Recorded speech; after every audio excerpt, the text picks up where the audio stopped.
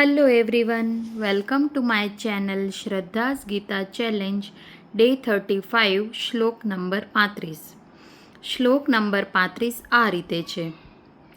એતાનમ હંતુમિચ્છામિ જ્ઞતોપી Madhusudan અપી ત્રૈલોક્ય રાજ્યસ્ય હેતો Kim नु મહી કૃતે.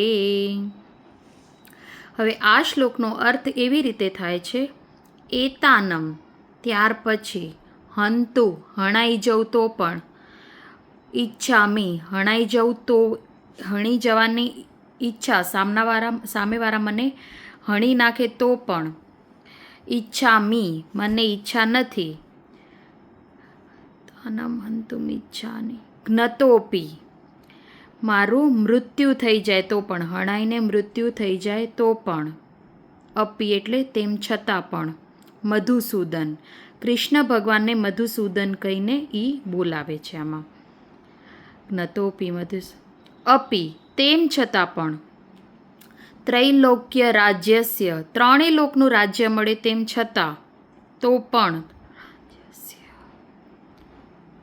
હેતો કિમનું મહી કૃતે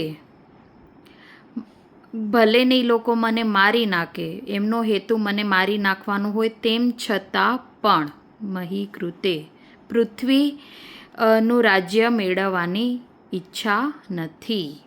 એટલે આ શ્લોકમાં અર્જુન કૃષ્ણ ભગવાનને કહે છે કે હે મધુસૂદન, મને હું હણાઈ જાઉં ને, આ યુદ્ધમાં મારું મૃત્યુ થાય ને, તેમ તો પણ મને આ પૃથ્વીલોકનું રાજ્ય મેળવવાની ઈચ્છા નથી. મારા સામેવાળા સગાઓને મારીને, મને સામેવાળા મારા સગાઓને મારીને, સંબંધીઓને મારીને ત્રણેય લોકનું રાજ્ય પણ મળતું હોય ને તો પણ મારી એ લોકોને મારવાની મારી ઈચ્છા નથી. બરાબર, હું ભલે મરી જાઉં પણ સામેવાળાને માને મારવાની બિલકુલ ઈચ્છા નથી. આવું કૃષ્ણ અર્જુનને કહી રહ્યા છે. બરાબર છે. એટલે આમાં આપણે જોઈએ તો અર્જુન કેટલી મોટી મોટી વાતો આપણને આમ લાગે કે કેટલા એની મોટી વાત છે, એમ કે એને કેટલું દિલ ઉદાર છે કે મને મારી નાખે, એ લોકો મારા ઉપર હમલો કરે તો પણ હું એમને મારવા નથી માંગતા. મને ત્રૈલોક્યનું ત્રણેય લોકનું રાજ્ય મળે જો હું સામેવાળાને મારું તો પણ મને ઈચ્છા નથી, તો પૃથ્વીનું રાજ્ય તો શું જ એમ.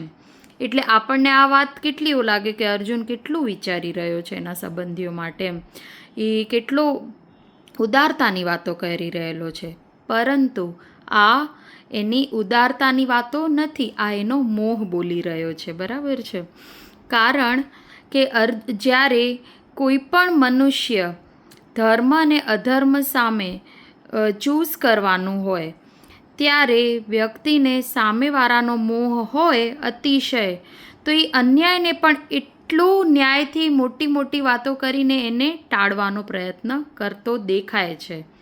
સામે બધું અન્યાય થઈ રહ્યું છે પરંતુ એની હિંમત નથી સામેવાળા સાથે લડવાની, કારણ કે એના મોહમાં ફસાયેલો છે.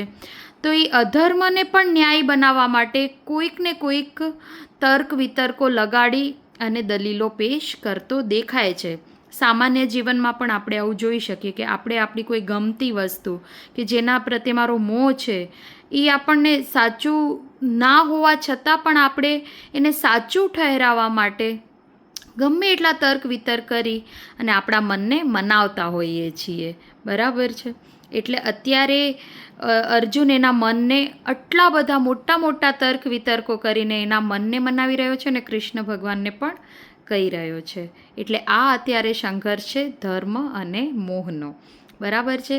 અને આ બધા તર્ક વિતર્કોમાં એ પોતાનો સાચો ક્ષત્રિય ધર્મ સ્થાપવાનો ધર્મ ભૂલી જઈ રહ્યો છે. બરાબર છે. બીજું, આમાં અર્જુન શું કહે છે કે હું એમને મારવા ઈચ્છતો નથી. બરાબર છે. એટલે હું આવ્યું, એક એને અહંકાર આવ્યો. એ વસ્તુ એ ભૂલી જાય છે કે કોઈને જીવાડવા કે મારવા જીવન કે મૃત્યુ એ કોઈના હાથમાં નથી. નિમિત્ત માત્ર અર્જુન છે, પરંતુ જીવન અને મૃત્યુ ફાઇનલી તો ભગવાનના જ હાથમાં છે.